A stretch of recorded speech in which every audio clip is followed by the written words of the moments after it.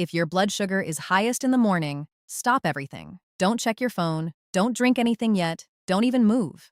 Because what I'm about to share with you right now, most people with blood sugar problems have never heard in their entire life. Not from their doctor, not from any website, not anywhere. And here's what makes this urgent. Right now, before you've eaten a single thing today, your body is already sending you signals. That slight dryness in your mouth, that sticky feeling on your tongue, that heavy, foggy, low energy sensation that hasn't fully lifted yet. That is not just morning grogginess. That is your body telling you something is already off before breakfast, before medication, before anything. And if you keep ignoring that signal, you will keep seeing the same frustrating numbers on your glucose meter. No matter how clean your diet is, no matter how careful you've been, the numbers won't budge. It's not because you're missing the root of the problem. Stay with me because by the end of this video, you're going to understand something that will completely change how you look at your morning blood sugar and what you can actually do about it starting today. My name is Dr. Megan Foster. I've been working with metabolic patients for over 20 years, and one of the most common things I hear in my practice goes something like this. Doctor, I did everything right yesterday. I ate well. I took my medication. I went to bed at a decent hour, and I still woke up with high blood sugar. What am I doing wrong? And my answer always surprises people. Because the truth is, they may not be doing anything wrong with their food at all. The problem is somewhere else entirely. Here's what most people believe.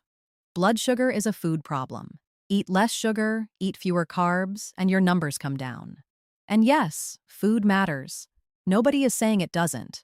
But food is only one piece of a much larger picture. And if you're only focusing on food while ignoring everything else, you are fighting an uphill battle every single morning, and you won't even understand why. After 20 years of working with patients, I can tell you clearly the idea that blood sugar is only about what you eat is one of the most incomplete pieces of health advice that gets repeated over and over. And that incomplete picture is exactly why so many people feel like they're doing everything right and still getting nowhere. So, what's the missing piece? What is actually driving those high morning readings? There are several factors, but the biggest one, the one almost nobody talks about, comes down to how your body handles fluid, circulation, and cellular balance overnight. Not food, fluid. And once you understand this, everything starts to make more sense. Let me explain what I mean.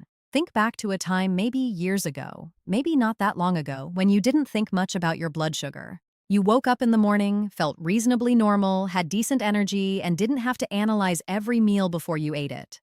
Life felt a bit more automatic. Now compare that to today. You're more careful, you're more aware. You're probably doing more right things than you ever did before. You're reading labels, watching your carbs, thinking about portions, and yet your morning numbers feel just as unpredictable, maybe even more so. That disconnect is what confuses people the most. And it's exactly what I want to address today. Here's the first thing I want you to understand. This situation is not permanent. What you're seeing in those morning numbers is not simply how it is now. It's not age. It's not irreversible damage. It's not bad luck. What you're seeing is a system that's slightly out of rhythm. And when you bring that system back into balance, things start stabilizing much faster than most people expect. The body is remarkably responsive when you give it what it actually needs. So let's talk about what's actually happening in your body overnight and why it matters so much for those first numbers you see in the morning. Imagine your bloodstream as a river. When everything is working well, that river flows smoothly. Nutrients move where they need to go. Hormones reach their targets. Insulin does its job. Everything is efficient. But overnight, something shifts. Without consistent fluid intake for 6, 7, 8 hours, that river starts to change. It thickens. It slows down.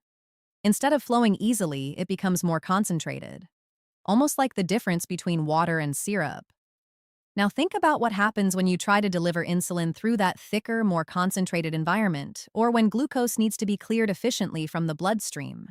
It doesn't stop working entirely, but it becomes slower, less efficient, more delayed. And that delay, that small window of sluggishness in the system is often enough to cause a significant spike in your morning glucose reading. This is not a theory. There was a large observational study supported by institutions including Harvard Medical School and data from the National Institutes of Health that tracked thousands of individuals over several years.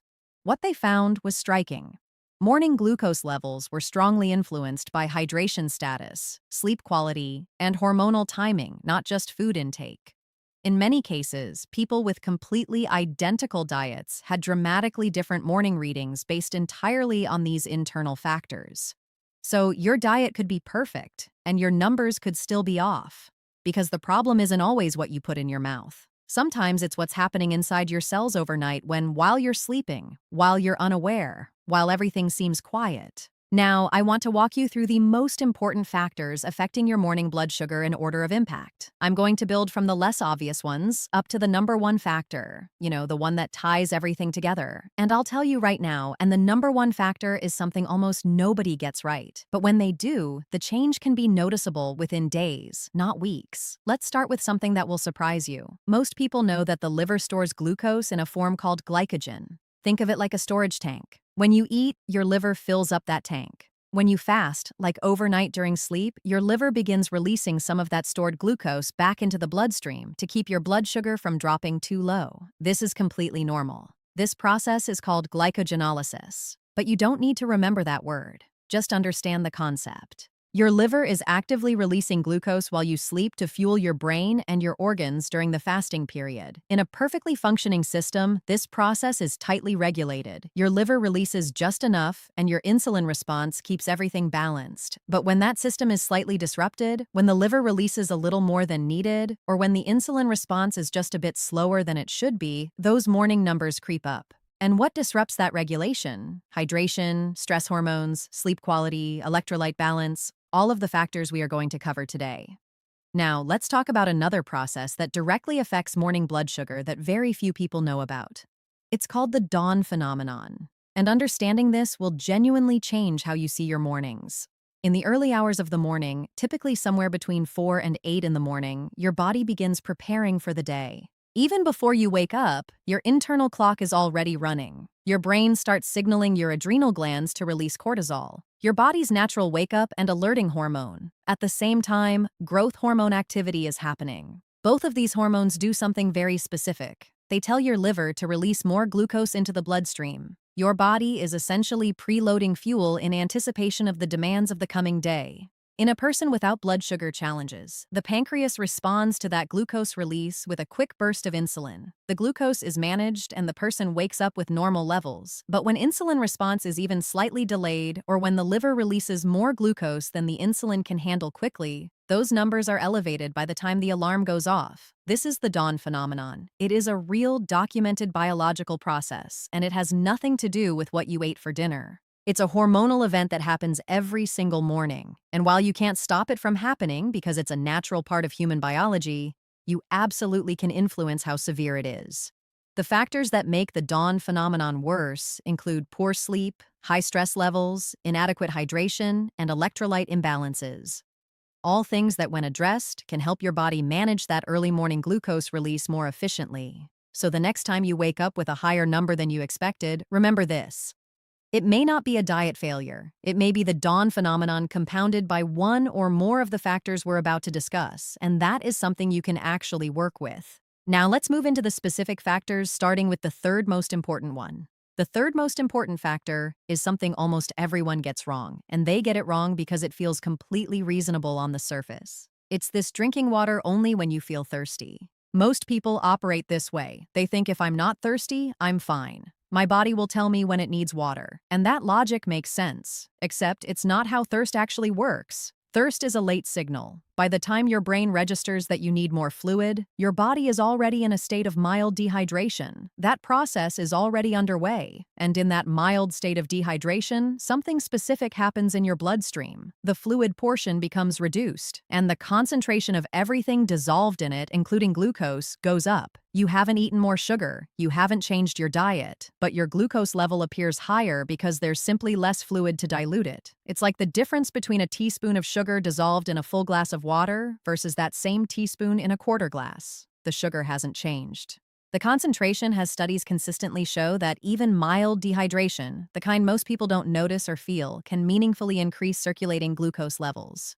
For people who are already managing blood sugar issues, this can be the difference between a normal reading and a concerning one. There's another layer here that makes this even more important. Your kidneys play a major role in filtering excess glucose from the blood, but your kidneys require adequate fluid to do their job efficiently. When you're even mildly dehydrated, kidney function slows down. The filtration process becomes less effective, and glucose that should be cleared starts to linger in the bloodstream longer than it should. Think of your kidneys like a water treatment facility. When the facility has plenty of water flowing through it, it processes waste efficiently. When the flow slows down, things start to back up. Your bloodstream is no different. The fix sounds almost too simple. Small, consistent hydration throughout the day, not reactive hydration when you're already thirsty. You're staying ahead of the signal rather than chasing it. The mistake is waiting too long and then wondering why the numbers don't respond the way you hoped. Now, let's move to the second most important factor, and this one surprises people because they think they're already doing it right. They drink water, they know hydration matters, but they're still missing something. The second factor is water timing. It's not just how much you drink, it's when you drink it and how you drink it. Here's what happens with a lot of people. They feel like they drank enough water yesterday, but when you trace their day, most of that water happened in 1 or 2 big sessions. Maybe a large glass when they first thought about it, maybe a big bottle in the evening, then nothing for 8 or more hours overnight.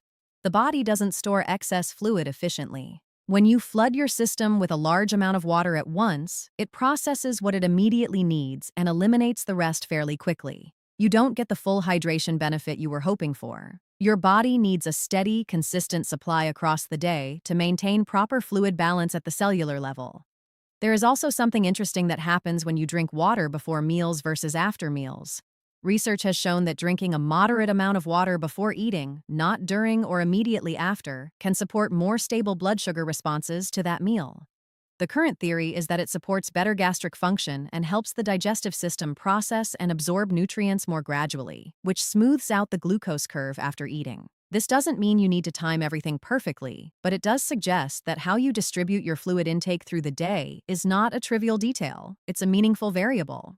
3 windows of timing matter the most. Morning, before your cells have had any fluid for hours. Before meals, when your digestive system is about to become active, and midday, when many people hit a natural low point in energy and hydration without realizing it. The mistake most people make is treating hydration like a task to complete rather than a rhythm to maintain.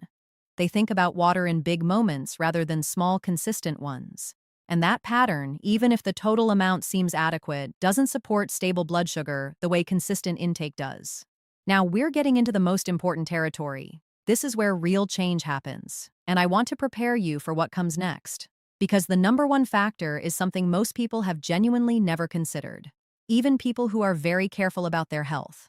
When this factor is corrected, people often notice changes quickly, not over weeks, within days, sometimes within hours. They describe clearer thinking in the morning, less dryness, more stable energy that holds instead of dropping off. The number one factor is something that changes the entire conversation around hydration, and once you understand it, you'll never think about water the same way again. But before I get there, I want to address something important. Nothing I'm describing here is about extremes. I'm not telling you to drink enormous amounts of water or to change everything at once. In fact, pushing too much fluid too quickly can actually create problems of its own. Everything I'm describing is about balance. Gentle, consistent, sustainable balance. That's what the body responds to. Now, the number one factor. Here it is. And I want you to really hear this. Your body may not be able to use the water you're drinking. Let me say that again. You could be drinking a perfectly reasonable amount of water every day. You could be consistent about it and your cells could still be dehydrated. Because water alone is not enough. For water to actually enter your cells and do its job, your body needs electrolytes, specifically a balance of minerals, sodium, potassium, magnesium that allow fluid to cross cell walls effectively. Without that balance, water moves through your digestive system, circulates briefly, and gets eliminated. It doesn't reach the cells where it's actually needed. You drink, you urinate, and you remain functionally dehydrated at the cellular level. This is why some people say, I drink so much water, but nothing ever changes. I'm always thirsty. I always feel dry. And they're telling the truth because they are hydrating on the surface, but not at the level that actually matters. Now connect this back to blood sugar. When your cells can't access fluid properly, your blood stays slightly more concentrated. Glucose remains elevated. And here is something very important that most people don't know. Insulin sensitivity, meaning how well your body responds to insulin, is directly influenced by your cellular hydration status. Dehydration at the cellular level can reduce insulin sensitivity.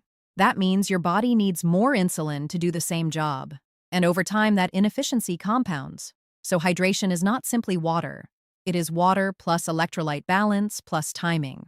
All three working together. Miss one of them, and the system doesn't work the way it should. You could be doing 2 out of 3 perfectly and still not seeing the results you want because that third piece is breaking the chain. Let me explain the cellular mechanism in a way that is easy to picture. Your cells are surrounded by thin membranes and like a very fine skin around each cell. For fluid to cross that membrane and enter the cell, there needs to be the right balance of minerals on both sides. Sodium, potassium, and magnesium act almost like gatekeepers. When the balance is right, the gate opens easily and fluid moves in. When the mineral balance is off, the gate becomes sluggish. Fluid passes by without entering, and the cell stays thirsty, even when there's plenty of water circulating nearby.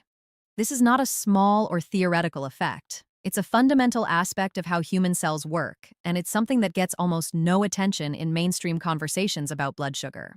Now, here's the part that connects everything with real urgency. People managing blood consistently. You can support your